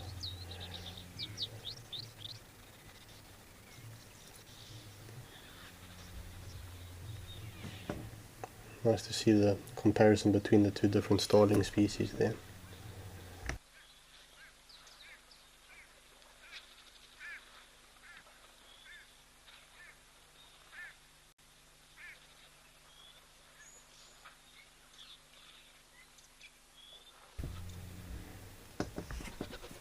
And what really makes this those colours pop is just also the angle of the sun. It's amazing how they can the way it looks can change just purely based on which angle the sun is reflecting off the feathers.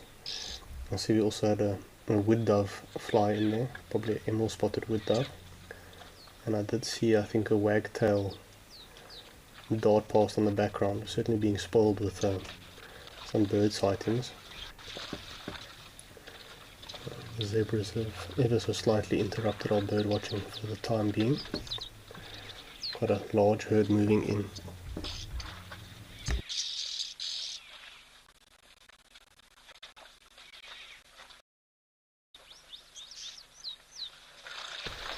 Question from Nsobo Mabuza asking how long wonton's tusk could grow. Well, generally up to a meterage of about 2 meters or so. It can obviously grow longer. Depends on a number of factors such as the age of the animal, how heavily they use their tusks. It's obviously quite easy to break off a tusk with the amount of power and strength the elephant bull possesses. Gets into a fight, you can often also break it. It does often happen that sometimes a large tusker has large tusks one day, and the next he gets into a fight and these tusks are broken off and lost in the bush. Sometimes rangers will try find them if they can, just to protect it from ivory poachers.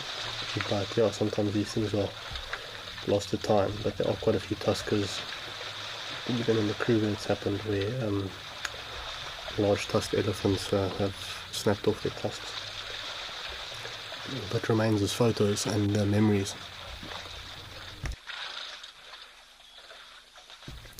You can see this herd of zebras certainly approaching the waterhole with a lot of excitement. They almost stampeding to get a spot to drink. I'm curious to know if one ton is still there on the side. I have a feeling it probably is, but yeah. And 2 large eland that have also come to squeeze on a drink.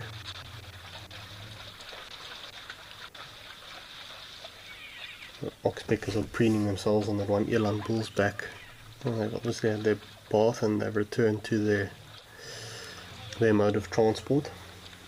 And I'm just going to wait for their taxi to move on out after it's done filling up.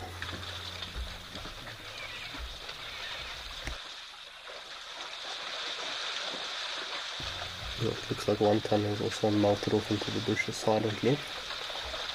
But I don't think you could fit many more zebra into this waterhole at the moment. It's full to the brim.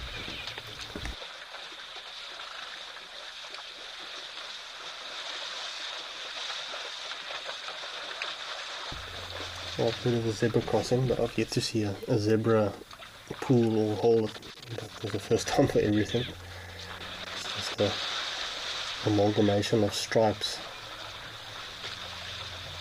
I think it's quite a good example of the zebra stripe pattern for how confusing it can be for predators at times. So it's just the moving of stripes between each other certainly gives off a confusing visual appearance.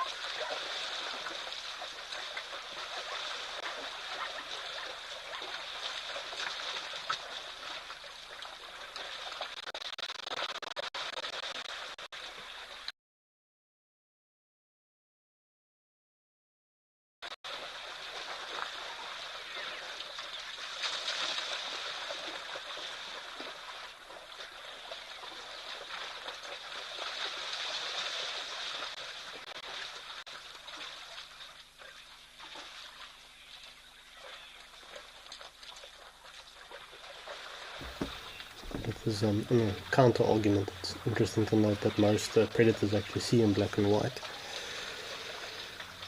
So one would assume that they would actually be able to see the colours in the zebra and no striking it.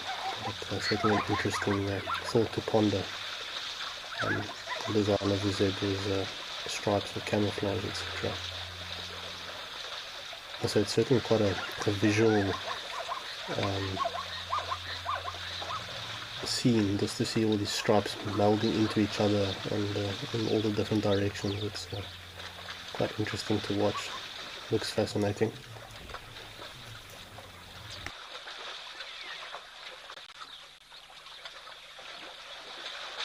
And then you've got the 2 lone eland and the sea of zebras. Looks like a cow and a fairly large bull. He does certainly look impressive with his fringe, etc.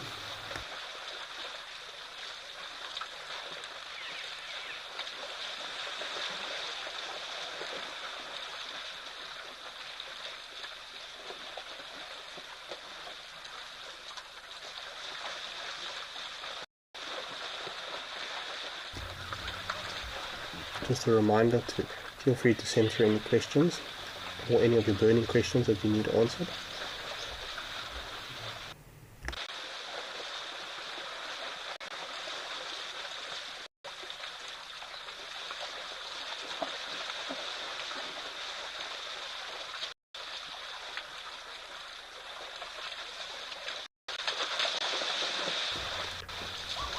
I think, for lack of a better word, this is definitely a zebra pool party.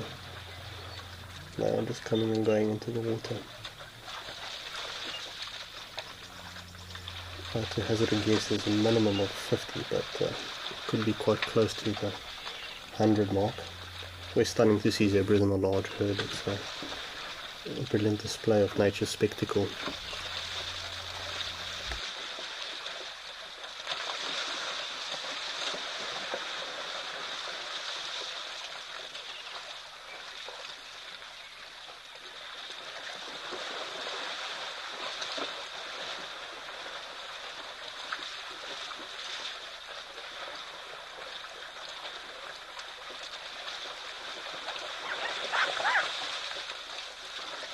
Vicky asking why they are still scared of the water if it's this low. Vicky, I would assume in this situation it's not a fear of crocodiles, but I think the knowledge that there are lions that frequent this area that's got them on edge. And then also you can notice how one or two of the zebras are throwing kicks or biting each other if they get a bit close. I think it's a bit of just antics and a bit of aggression now and then that's causing them to hop around and jump around. They do seem relatively calm. Obviously they're slightly aware of what's going on. You'll find the animals that are drinking are probably not paying much attention to what's going on, and if there's any disturbance or flight action from other members of the herd, they'll just also follow suit. There's no time to ask questions. The animal that gets left behind is probably the first one that's going to be eaten. So it's in their best interest is to head with the rest of the herd and find out what's going on later.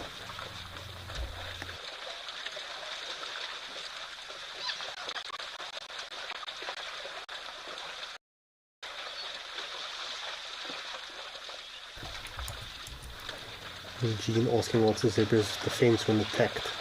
Jean, they will kick and bite as much as they can. They'll try to bite the predator if they can, and they will also throw kicks. And sometimes if you see zebras running away from a lion, they'll often try to kick the lion while it's behind it. But yeah. I think we're going to move on from our zebra pool party. It's turning into quite a mud hole, and head on over to Tower Lodge.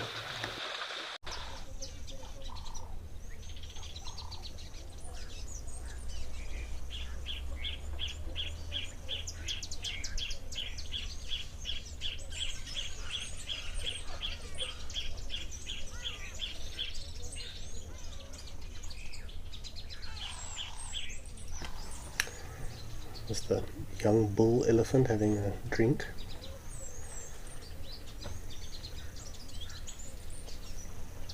Quite a few ducks, or teals as they're known. Can't see perfectly, but those appear to be red-billed teals. Also just going off of the birds that frequent them or that are found in the Madikwe area.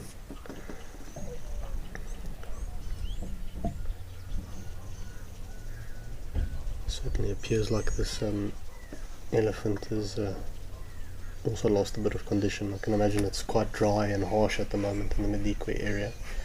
There's a very dry area of South Africa, so obviously finding food at the moment is a bit more nutritious food at the moment, but it's not too much longer before the vibrant foliage will return.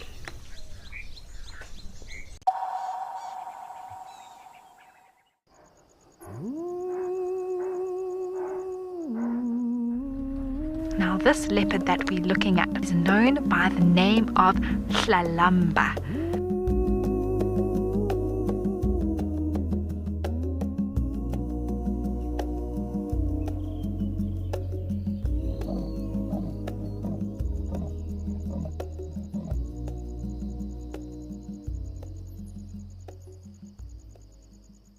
At Wild Earth, we believe every story has the power to create change. That's why we've launched the Wild Earth Impact Foundation, a non-profit dedicated to conservation and social impact. By showcasing conservation stories, we can change lives, protect nature, and empower communities. We have partnered with Empowers Africa to accept tax-deductible donations from US donors. Your donation will help fund critical programs that support our mission. Join us and be part of the change.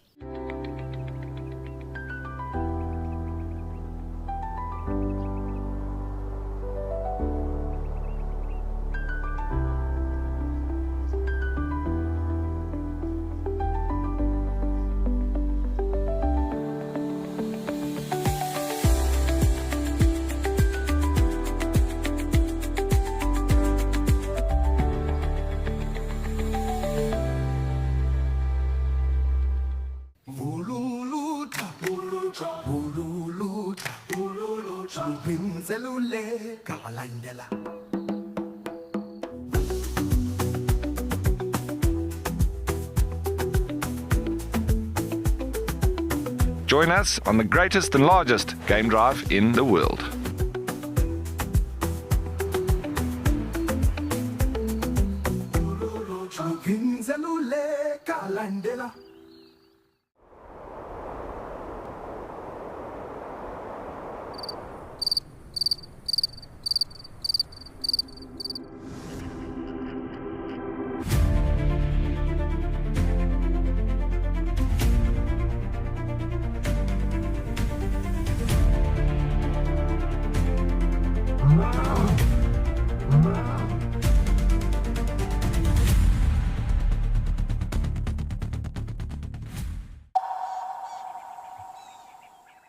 Habitats, even though they are quite known for migrating, but I think birds that have completely stopped migrating would be ones that have almost established and flourished due to human expansion.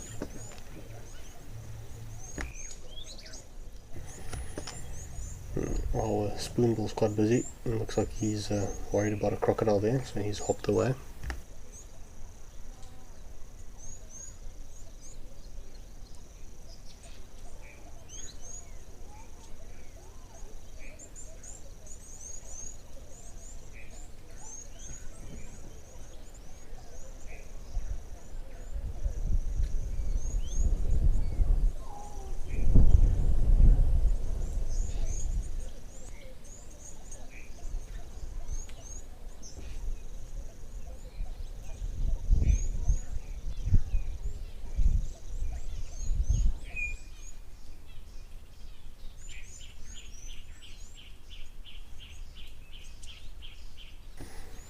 See, the spoonbill is putting his uniquely spatula-shaped bill to great use.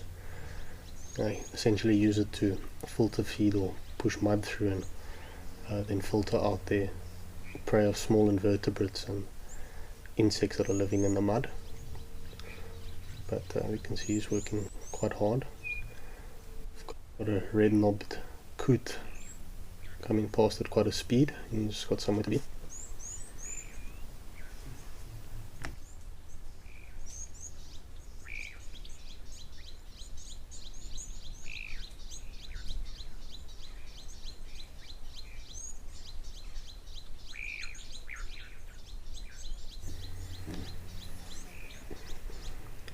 One thing that's always very enjoyable about a tau is the diversity of bird life that we see around here. You see the spoonbill was chasing off the coot a bit.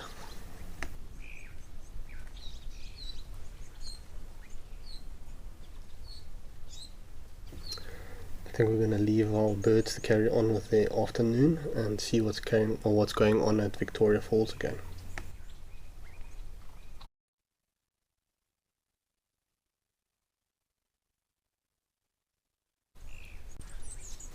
Oh well, that's quite stunning. We've got a nice large herd of elephants that have come down to drink here at Victoria Falls.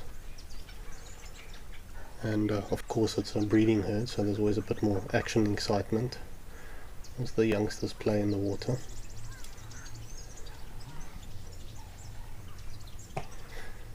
The grey heron on that little grassy island there may make the most of this opportunity to catch any disturbed frogs or fish that may be move away from the elephants, but I think he's also throwing caution to the wind and giving the elephants a bit of space as well.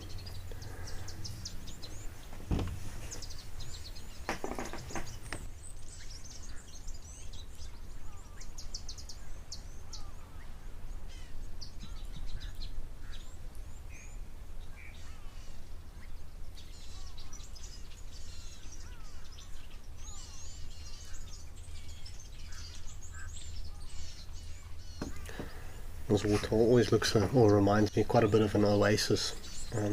Very stark, dry contrast in the background compared to the lush vegetation growing in the waterhole itself.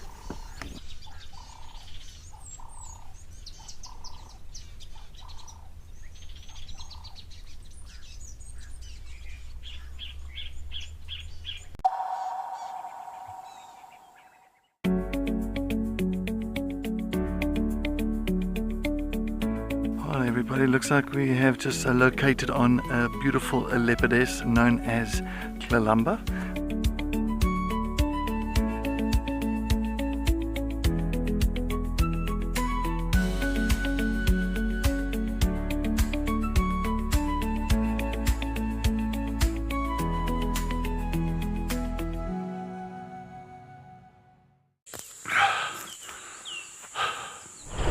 What does it take to handle the wild?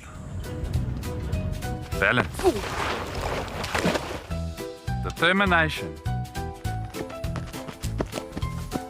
Focus. Yaku!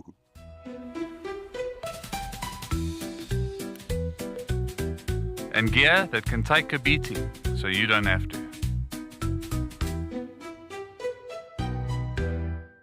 My full name is Mpho Tikani. I grew up in Soweto. My first animal that I filmed said dog. Okay, no, it's my first animal that I filmed, I think it was an impala. Best sighting ever, I would say it was actually this year, 2024. But it was this Cedric when we had Mulwati and TP on a warthog kill. I think we have to cut it. Join our expert guides at dawn for a live, immersive safari as the bush comes to life. Found ourselves a chameleon, and look how he's changed color. Every sunrise brings new discoveries. Pound for pound, a leopard is one of the strongest cats around. Ask questions, share your thoughts, and connect with nature live and in real time. Great excitement, great happiness. Start your day with adventure. Out here, every moment counts. As a Wild Earth explorer, you won't miss a thing. Watch the Wild Earth channel ad-free 24/7 and rewind if you want to catch something again. Enjoy behind the scenes videos, fireside chats, and early access to travel offers. It's the best way to stay connected and be part of the Wild Earth family.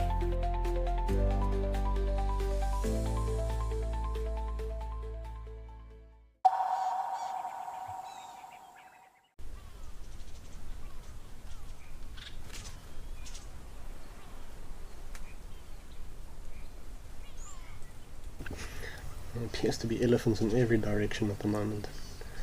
Not sure who's coming or going.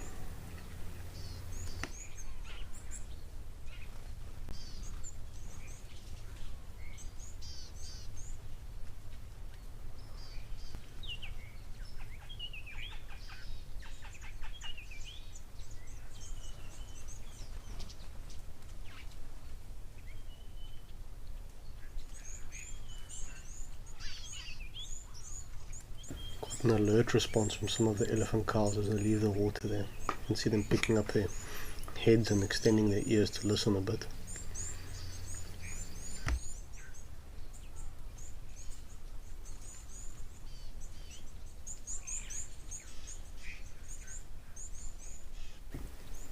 It seems like the impala being chased off, and I'll have to take the long way around to the water. But they're all spreading out on various directions at the moment. You can see some of the younger animals terrorizing the impala. It's not easy in the bush when you're on the smaller spectrum.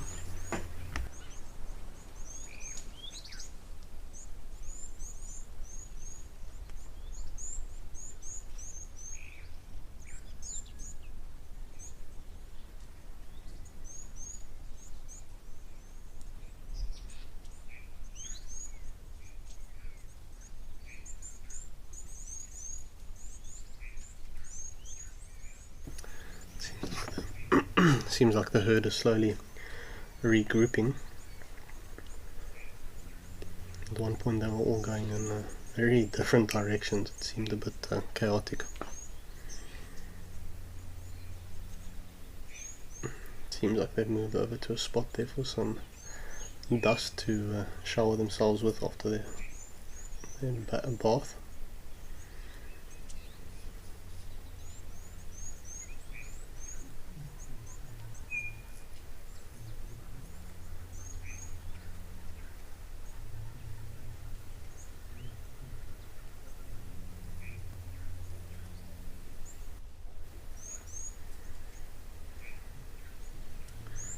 So everyone's looking very relaxed on the herd, all going about their own business and doing what they please.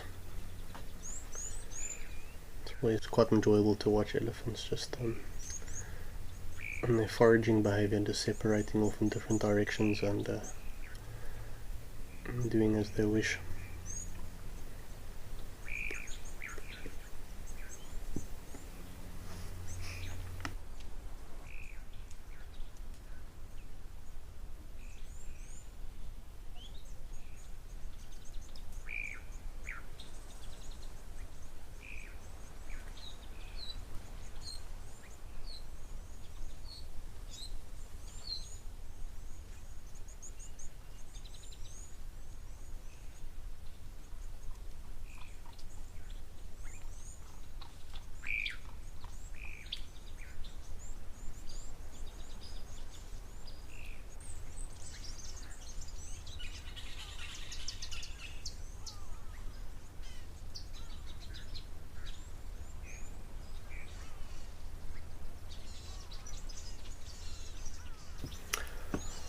We're going to leave the elephants and for the last few moments of our show head over to Lentoria.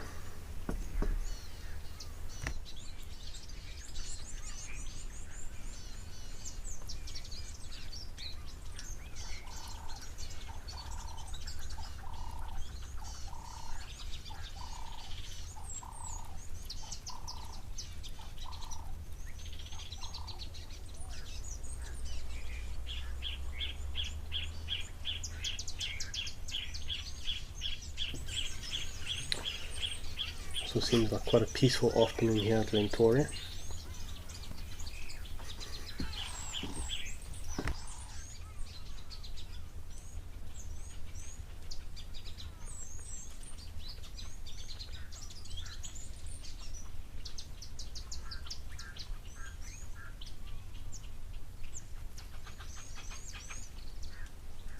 Thanks again to everyone for joining us on this live at the waterhole session. It's been a nice, peaceful and interesting one. I see there's some monkeys saying bye to us hiding in the trees here at Lentoria. But yeah, once again, thanks to everyone and we'll see you next time.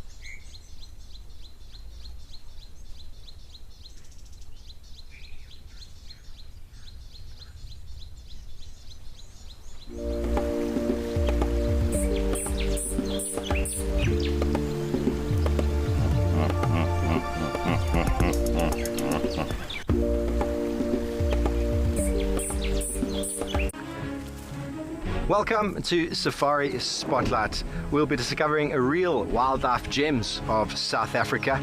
This is a virtual safari filled with beauty, wildlife and stories. We're going to be visiting unique and diverse reserves, spending time with famous animal characters and learning some real conservation stories. So remember, if any of the locations featured on Safari Spotlight interest you, our experts at Wild Earth Travel are standing by to make your dreams come true.